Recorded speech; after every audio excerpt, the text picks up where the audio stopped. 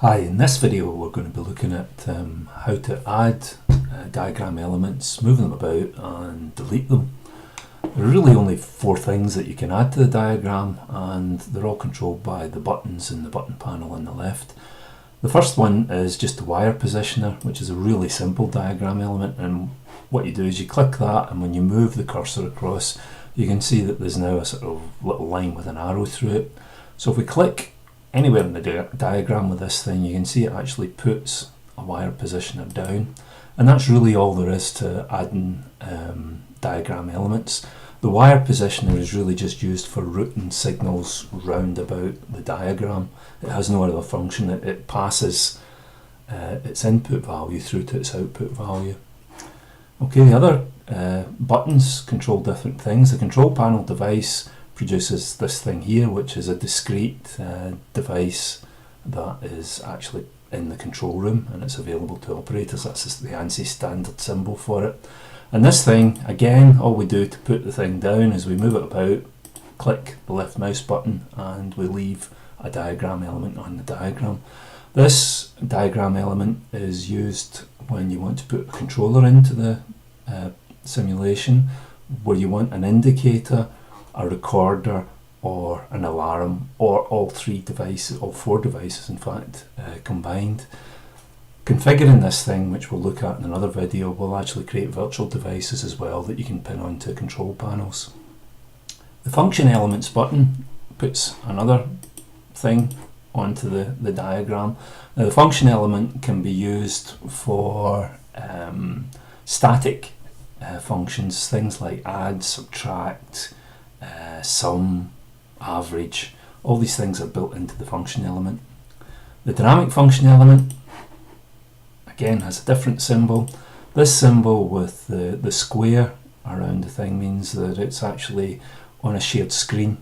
Okay, so these would be things, really all I'm trying to do is illustrate that these functions would be something that would be embedded into a unit that had some processing capability, so like a computer or perhaps a PLC if you're using a PLC.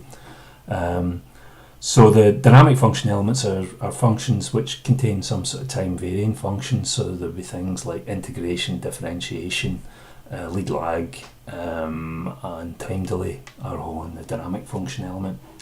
Okay, so that's really all there is. All you do is you click on the element you want, move the thing across. You can see on the cursor we've got the element, move it across to where you want it in the diagram and click the button, and that's the element on the diagram. Now it may well be we've put one of these elements in the wrong place. You can see that this one here, the round one, is a bit offset from this instrument, and we might want to line it up. So the way we do that is we click on the edit button, and we now have the edit cursor.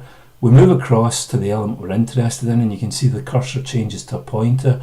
At this point we can actually interact with this element. So to move it, all we do is click the left mouse button, and then we can drag the element to its new position. If we want to do something to this element, still in edit mode, still with the edit button pressed down, we move across, get the little pointy finger thing, and this time click the right hand mouse button. And in this case you can see that we can delete the component, we can copy the component, we can configure the component. So if we just click delete component, it just erases the component from the diagram. If we move across onto the wire positioners, you can see that we have delete component, copy component, point up, point right, point down, point left. This is a really simple element. All it can do is point in different directions. So it's pointing right at the moment. We can point it left, which just flips it about. So when we point it left, the input port is on the right hand side and the output port is on the left hand side. Point it up. So you can just change the direction of the wire positioner from the configuration menu. All the other things will actually have a separate configuration menu that will come up when we click that button. Okay, so that's all there is to actually putting diagram elements onto a PISim diagram. Thanks for listening.